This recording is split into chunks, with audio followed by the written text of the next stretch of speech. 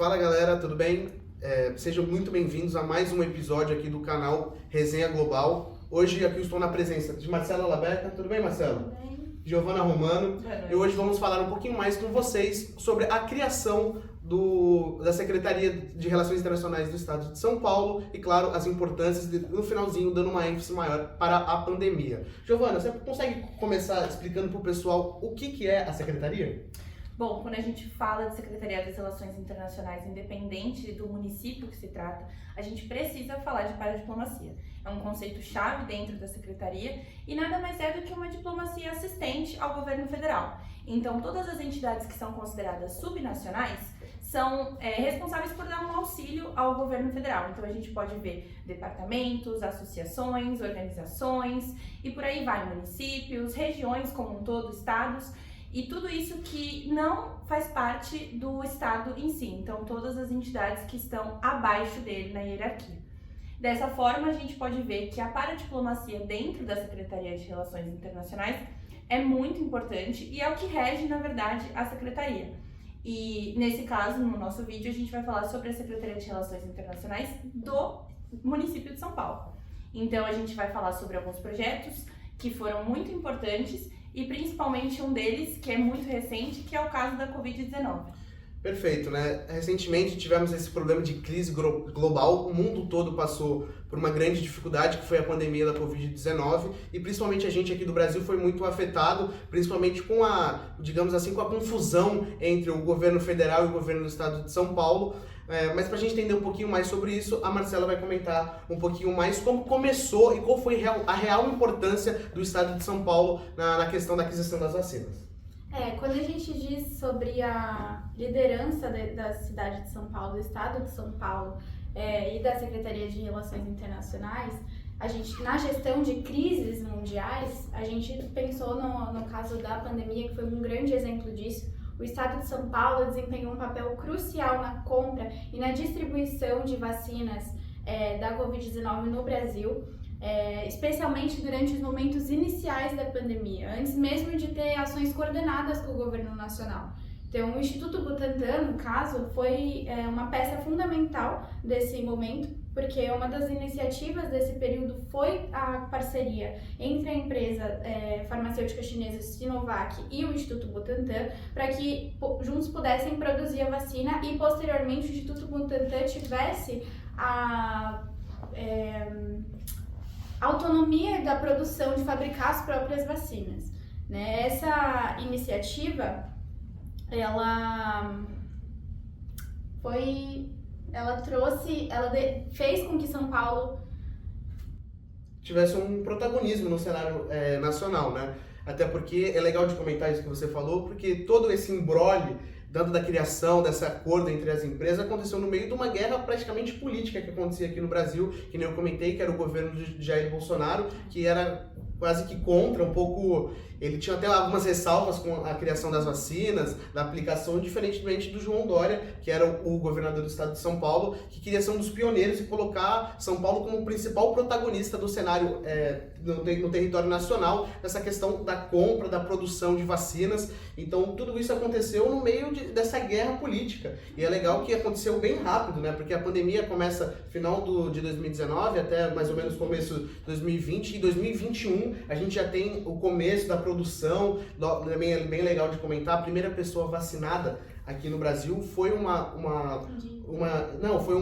enfermeira que estava na linha de frente do Covid. Tudo isso, eu acho que isso foi um grande simbolismo para a questão da pandemia. Sim, e essas tensões políticas, elas prejudicaram um pouco, né, porque era um momento muito delicado de saúde pública mundial, e o pioneirismo da cidade de São Paulo, do então governador João Dória, em fazer essa parceria com a farmacêutica chinesa para trazer vacinas aqui para o Brasil, foi essencial para garantir a saúde de toda a população, né, de toda a população. E é legal de comentar que não foram só as vacinas que foram compradas, né? Claro, a questão das vacinas acaba não sendo o principal, mas também foram compradas remédios, todas as coisas, inclusive máscaras, luvas, tudo que era necessário naquela época da pandemia, São Paulo teve esse protagonismo. E é legal que colocou o São Paulo como a principal fonte de saúde, né? Não, acho que nunca se falou tanto de saúde, claro, a gente estava no meio de uma crise, de uma doença que foi grave, mas colocou São Paulo como principal responsável na questão da saúde, claro, e também envolvendo o mundo inteiro, porque essa era uma discussão que tinha no mundo todo, claro, por diversos presidentes, enfim, pessoas falando sobre esse assunto, e São Paulo foi um pioneiro, querendo ou não. Esse protagonismo consolidou São Paulo como um pioneiro assim, de criação de política pública, envolvendo não só a população da cidade de São Paulo, mas também do Brasil, e que reflete também no mundo, né? Uma parceria entre a cidade de São Paulo, o estado de São Paulo, e um país, a China, né, a farmacêutica chinesa Sinovac deu a autonomia para o Instituto Butantan para que eles pudessem produzir sobre o território brasileiro, sobre a sua infraestrutura, a vacina. Então isso foi importante, colocou São Paulo no foco global. O que não foi a intenção, porque era um caso de saúde pública, era uma emergência global, mas que, querendo ou não, trouxe sim essa atenção e mostra pra gente que, às vezes, em alguns casos, o governo estadual, Subnacional. Governos subnacionais podem ter ações que sobreponham ações federais. E não há problema se o foco disso é o bem-estar da população, é a saúde da população.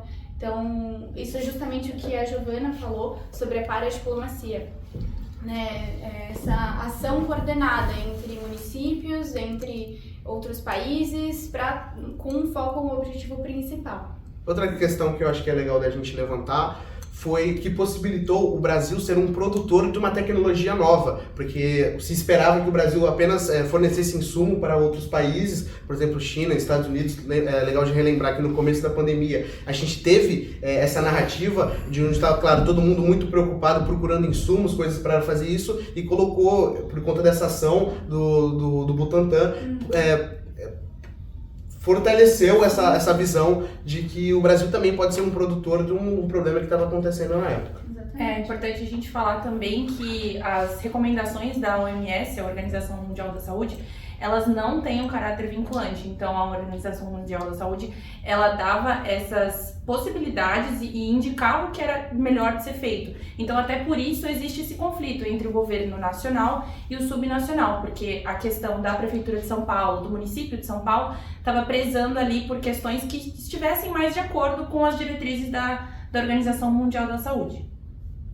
Outra questão que eu queria levantar para vocês duas, vocês acham que, por estar muito próximo de uma eleição que a gente teve logo depois, você acha que essa se tornou uma disputa de caráter realmente político ou de convicção? Qual que é a opinião de vocês em relação a isso?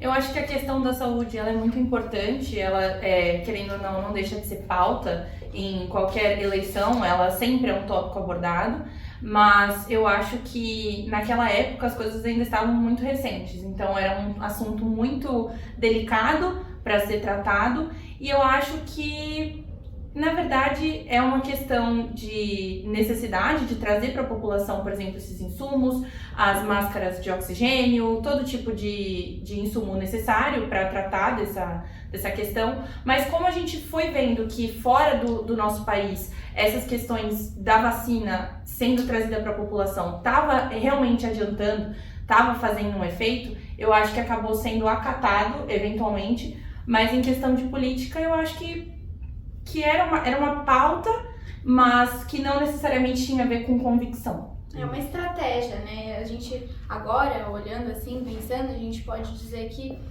lógico, é um tema de extrema importância, mas não deixa de ser uma estratégia, sim, de tornar, por exemplo, São Paulo como um hub global, atrair investimentos, fazer com que novos temas sejam levados a entidades globais, sejam falados, como o tema da saúde pública, não seja negligenciado.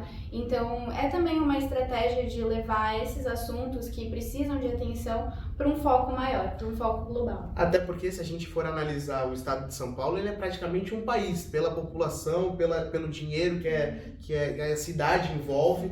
Então, quando a gente para analisar essas questões, muitas vezes o prefeito de São Paulo ele é quase como um presidente de um país. Não por tudo isso que eu comentei, pela quantidade de população, por tudo que envolve, claro, por o Brasil ser um país em destaque, que a gente sabe, principalmente na parte sul global. Então a responsabilidade muitas vezes, por isso que essa foi a minha pergunta, porque a responsabilidade muitas vezes é realmente ser um presidente, né? Não um prefeito como a gente vê em qualquer cidade, né? Sim, a gente sabe que São Paulo é uma cidade muito importante em questões de urbanização, de desenvolvimento, e a paradiplomacia nada mais é do que isso, é uma grande conexão, né, que a gente acaba fazendo ali um link com outros países, às vezes outras organizações, às vezes outras cidades. Então, São Paulo é caracterizado por isso, por essa urbanização, e, querendo ou não, a paradiplomacia acaba fortalecendo a democracia, porque acaba atendendo os interesses de todas as partes. Então, o governo federal não é deixado de lado, porém, existe um contraponto. Acontece um levantamento do que é prioridade para esses governos subnacionais, essas entidades, todos esses projetos que a gente está falando.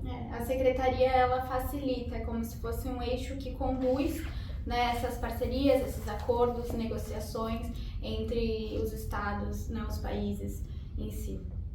E quando a gente para pensar até em questões, por exemplo, do meio ambiente, a Secretaria de São Paulo também, a gente vê que tem alguns acordos, até faz parte do Acordo de Paris, em certo ponto, então são organizações e grandes movimentos, enfim, grandes tratados que muitas vezes São Paulo dá o seu pitaco, está lá presente, até porque por todas as questões que a gente tinha comentado. Bom, para a gente ir finalizando então já o nosso papo, gostaria que vocês falassem um pouquinho mais sobre algumas outras áreas de atuação que a Secretaria de São Paulo tem.